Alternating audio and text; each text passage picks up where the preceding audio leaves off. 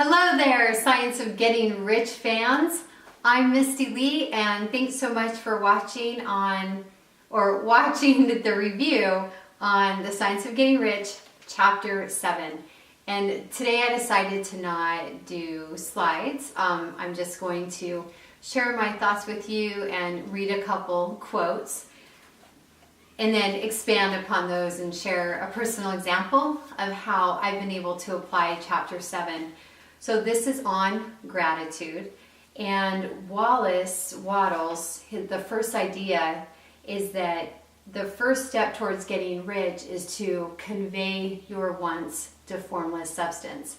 And he says in order to be able to communicate your desires is that you must stay in a harmonious relationship with universal intelligence or God, whatever your name is. Of course, as you know from other videos, I often just say God. And so I'm going to read a quote here just on page 45 that it helps explain it a little bit more. So this is true, and you'll see that in order to do so, it becomes necessary to relate yourself to the formless intelligence in harmonious ways. Let's see what else. To secure this harmonious relationship or relation is a matter of primary and vital importance that I'll give you space for its discussion, give you instructions which, if you follow, will be certain to bring you into the perfect unity of mind with God. And so being grateful and having gratitude will keep you in that harmonious relationship. Another idea in this chapter is that he claims that people are kept in poverty as well by not having gratitude.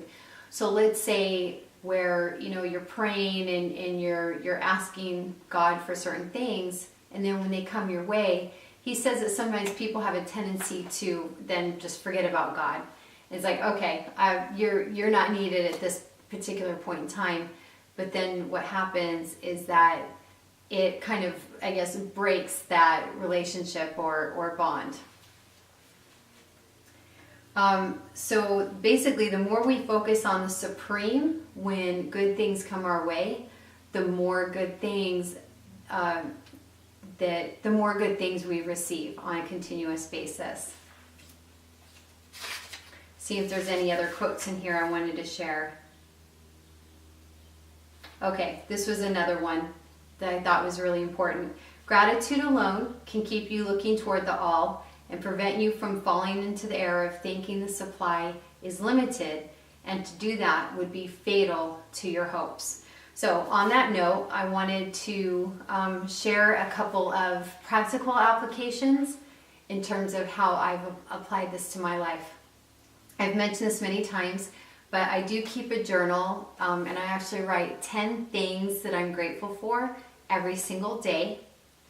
As soon as I wake up, I thank God for just being alive and getting out of bed, and will say to myself, or as I'm looking out the window, that today is going to be an amazing day, because it's really important to set your intentions as well. But right from the start, I'm thanking God for my life, no matter what is going on in my life.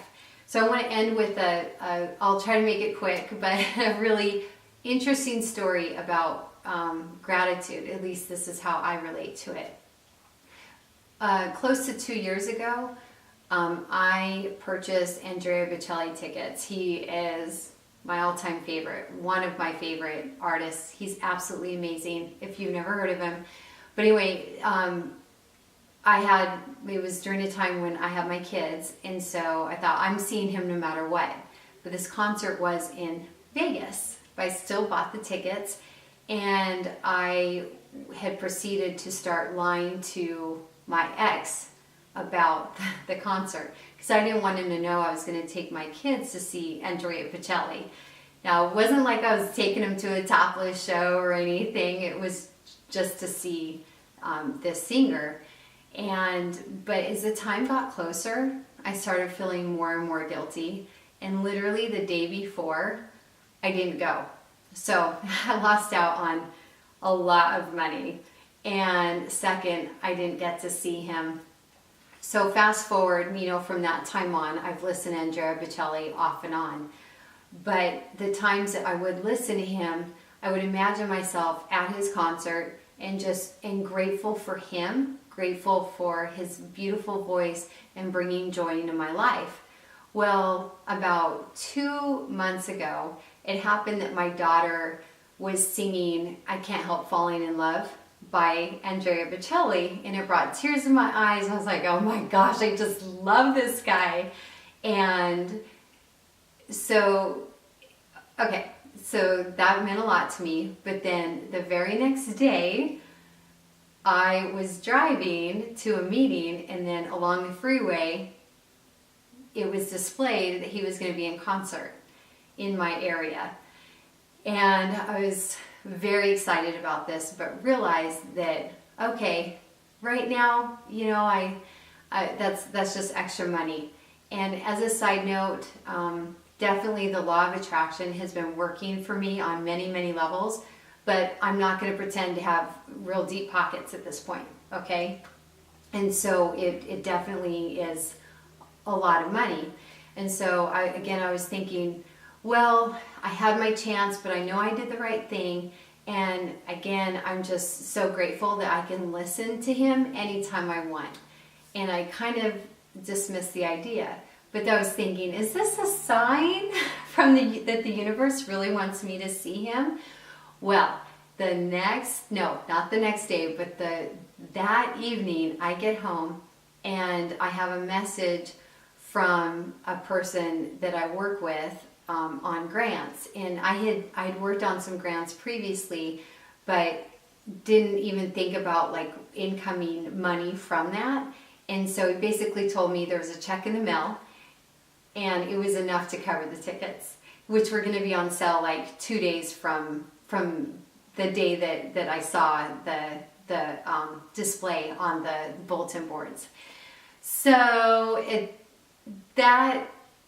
that to me is a perfect example of how continuing to be grateful and have gratitude can still pay off. See, at that point when I canceled my tickets in Vegas, I thought, there's no way, there was a once in a lifetime. And then how everything just I'm getting goosebumps. And then just how everything fell in place when I purchased these other tickets. So anyway, being grateful, having gratitude is very, very important. You can have everything else, but if you don't have gratitude, then it's going to reduce your chances of getting wealthy. So with that, thank you so much for watching, and as always, have an amazing day.